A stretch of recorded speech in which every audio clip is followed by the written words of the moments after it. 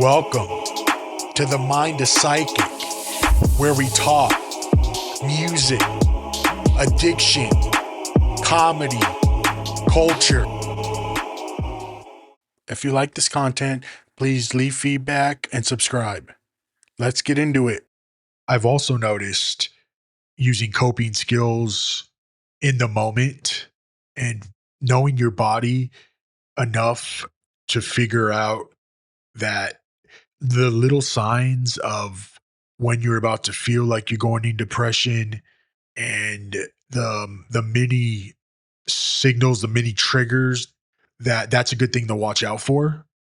I mean, me personally, I know from November to February of every year, even with medication, it's just I really dislike that time. I don't know if it has to do with the cold. I know about like seasonal depression and all of that. I tend to believe that, in my opinion, that's a thing. Just think that that time period for me is the most depressing of the year. And that's when I feel the most depressed. So winter for me, that is the time when I feel the most hopeless and the most sad and depressed. That's between, I would call it winter. And then usually at spring onward, that's when my happiest time of the year is. And that's when I feel like the most enjoyment and in the best mental health. There's a time between mid April to the end of May. I've noticed that my depression also elevates.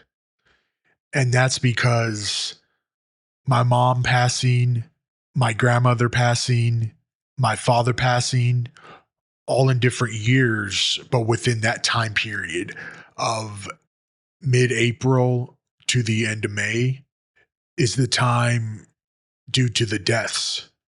So now knowing that over the last few years and getting more insight into myself, I can better regulate what I need to do in that time and just be truthful to myself, knowing that these parts of the year I'm going to have this, it's going to make me feel a certain way, so I have to prepare myself and work, school, whatever activities I need to do, knowing that this time will come is the time that I know, okay, this is how I need to be proactive and do things so I can go about being as normal as possible during that time. And if I'm really busy with stuff such as work, this sounds bad, but sometimes I forget because I'm so involved in other things and I don't make it my everyday thought process of my family died on this day, my mom died on this day.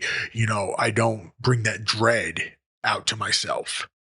It's one of those things where, like I mentioned, I've learned, I've lived with.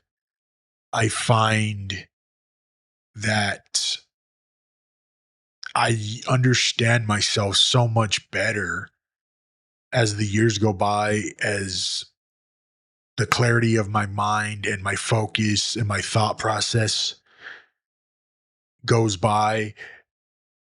Um, Being on the correct dosage of medication, taking it correctly, not drinking, not doing drugs, no substances, that all helps with me staying on the right path, having the positive thoughts.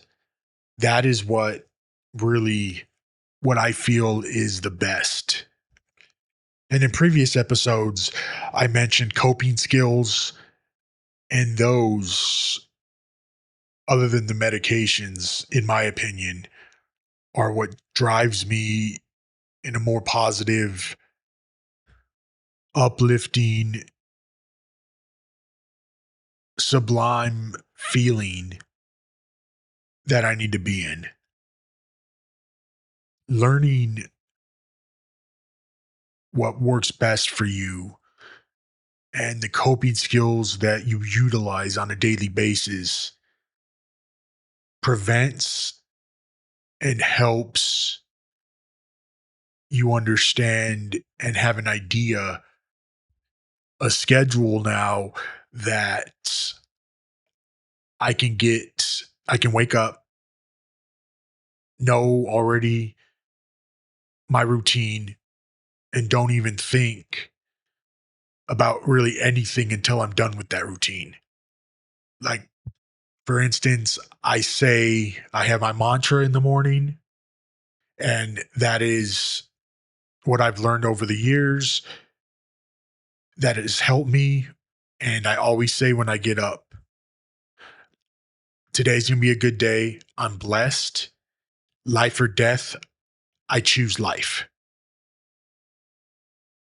And that gives me the motivation to get out and roll with the day. You go through the day, you do what you need to do, you take time for yourself. Being mindful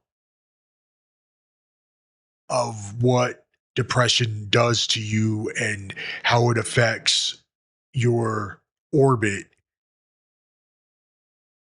is one of the most priceless things that I've learned over the years.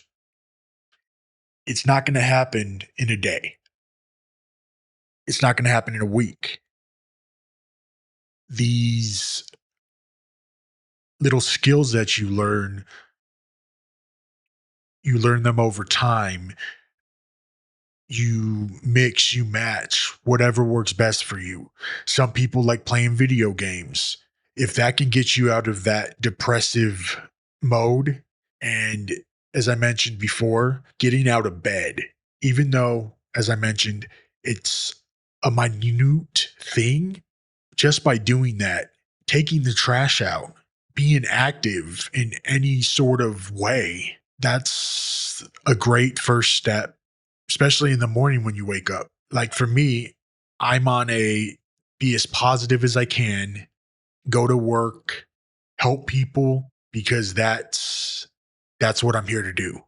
It's taken me a long time to figure out that number one, it's okay to be selfish in your time of self care and to trying to get that so called depression animal off your back. Because if the depression animal is on your back, you're not going to worry about anybody else. You're going to try, but you can't be 100% committed to others with that on your back. It's not going to roll.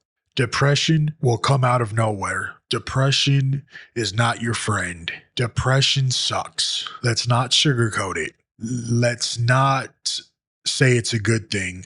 Let's not make it okay. And let's make it okay to talk about it, to get help, to have more of an understanding, to feel good about yourself, to love life no matter what you do.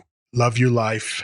You'll feel it once you get out of that depressive state and actually figure out what you want. You can do it. You know, you have the skills already. Just try. You're going to feel like crap sometimes. I think that's life. That is life. It's not, I think, it is life.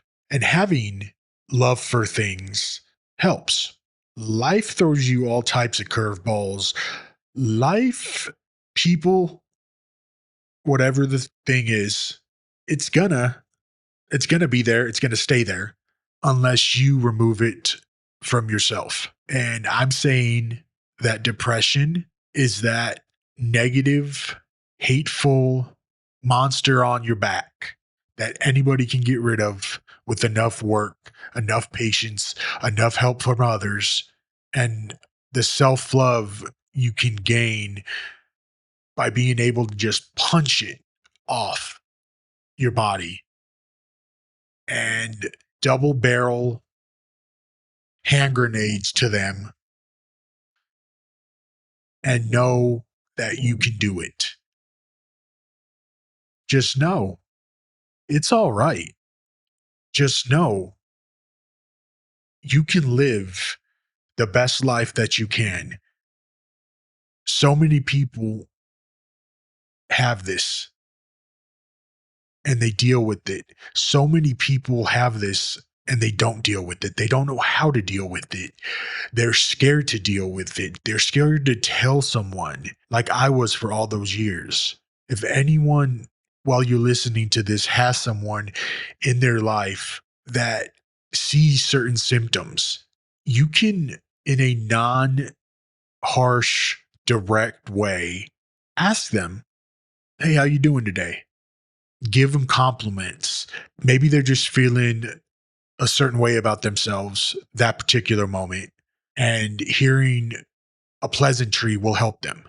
Or maybe there's something really going on, like they just found out a friend died or a family member died, or they found out something horrible. By being nice and reaching out, that means all the difference.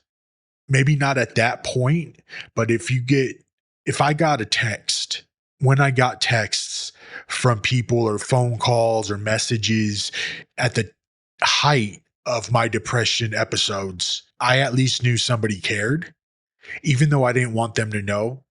But anybody that's known me more than 2 days, I'm kidding, more than, for a long period of time, knows the stuff I go through. So whatever keeps you going in that positive mindset, go for it.